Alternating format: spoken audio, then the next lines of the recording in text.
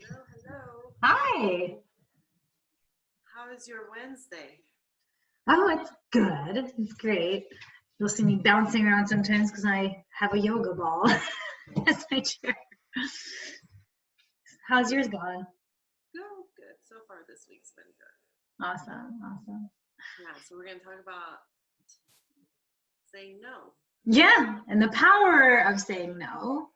Yeah, which I think it's a very powerful subject, actually. It is indeed. Yeah, it's just, and I know we've talked about some of this, but just the cultural way, the cultural way that we've been raised, it's almost like, a lot of times we feel obligated to do certain things, right? I mean, I know that's how I feel a lot of times. So I don't know if you have a similar Absolutely with that. Yes. Mm-hmm.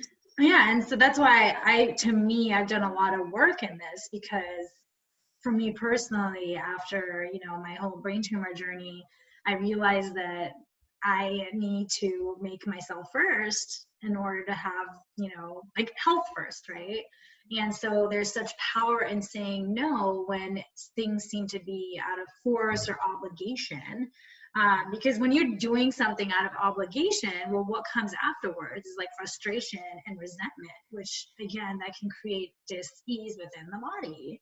Right. So, and I'd love to be there and do things for others. And I want to do it from my heart, right? Not from a place of, I have to do this because X, Y, Z, or somebody's going to think some way of me, or, all that fun chitter chatter. Yep. I completely understand that because in our culture, first of all, as women, we are taught to be nice, which essentially means that you constantly say yes to everything, right? Mm-hmm. So that creates a lot of drama and trauma for us. So that's first thing is first. The other thing is that the power of saying no, there was something that finally clicked for me. It's not about, when you say no to somebody, you're not rejecting them. You're just saying that I'm unable to. Totally. Right? And that's really all that is.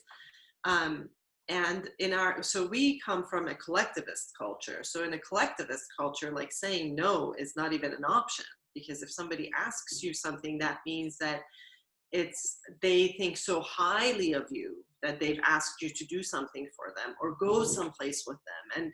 And it comes from a space of love and trust and all of that. So it even makes it harder for us. But then you take that culture and combine it with this independent culture that we live, no wonder we struggle so much with it, right? Totally. Because one culture says it's okay to say no. The other one, we grew up, in our core belief systems, we're like, no, I can't say no.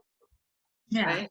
So. And actually we'll be told, like, or given looks, or, all that stuff do come with it. And it's, and you can say no with love, and that's, I think, one of the biggest things that I've learned is, I always start like, I love you, and like, this is a no for me, and I say it in a way where it's like, because for me, again, I do a lot of intuition.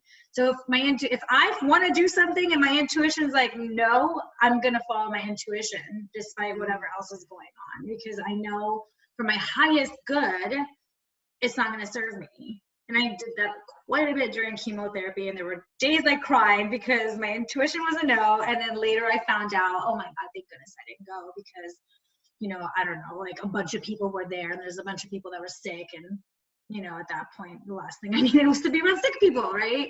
So that's one of the biggest things that I've learned, and I feel like right now with everything going on, I feel like that's a very powerful place to be too, because we're with so many people, well, some people maybe not, but like there's so many people that are with their families all the time, and it could actually make a huge difference in the relationships by saying no and not feeling obligated to do something. Exactly. So one of the things that I tell you that I'm hearing a lot these days is this like overload Zoom, meetings and gatherings and all of that. So let's just remember that while we're advocating a lot about get together, be connected, and do all of that, that doesn't mean that you constantly have to be in this space of, you know, 7-8 hours a week or even more on these chat meetings that with people that, you know, we're not in this type of irregular contact with, right? And that's really important to recognize that we can say no. I mean, just because somebody invites us to a Zoom and it sounds so exciting, that doesn't mean we have to run to it. Yeah, and without feeling bad too, right? Because I feel like that's a big part. Yeah, without the guilt and feeling bad that I can't make this, or it's not, you know, you know, inside if you're feeling like it's an obligation and you don't want to make another person feel, you know, like you don't like them or whatever, you know, chitter chatter that's going on, or that your heart truly desires to be connected. And it's like, really, when you start having the awareness that we always talk about, you'll know which one it is. So that's why we say there's a power in no. Yes. Awesome. I love that. So so it's like, go challenge yourself and say the no's when. Learn how to say no with kindness and love. Yep. And then when it doesn't come out from a place of resentment and anger and being upset or guilt, and if you learn how to say no from a place of kindness and heart, it's much easier. It makes it super flat and on both sides. Exactly. Without the other person even feeling like, oh, maybe, you know, they'll feel like rejected, and they won't, because you're coming from a place of love. Great. Awesome. Have a wonderful rest of the day. Yeah, you too. Bye.